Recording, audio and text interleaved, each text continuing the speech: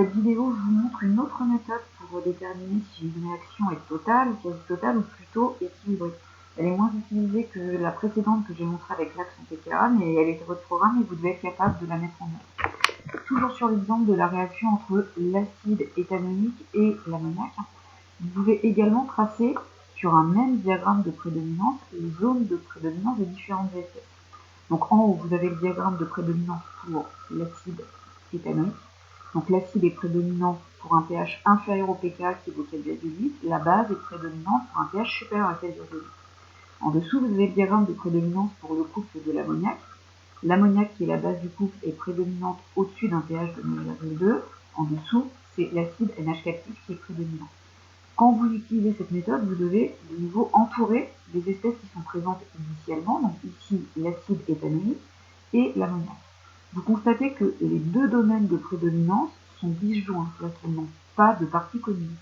Ça signifie donc qu'il n'existe aucun pH commun aux deux espèces, tel que les espèces puissent coexister. Donc comme elles ne peuvent pas coexister, elles vont réagir entre elles et donner une réaction qui sera totale ou quasi-totale. En fait, plus l'écart ici entre les deux pK va être grand, plus vous vous rapprocherez d'une réaction qui va être totale avec une grande constante d'équilibre. En application, sur la page 9 suivante, on vous demande de montrer de nouveau avec un diagramme de prédominance que la réaction cette fois-ci entre les ions éthanoate et les ions ammonium est limitée, c'est-à-dire équilibrée.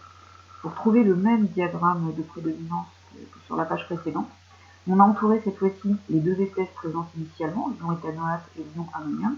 Cette fois-ci, on constate qu'il y a bien une zone de pH commune aux deux espèces, donc elles peuvent coexister, et donc la réaction entre ces deux espèces sera équilibrée.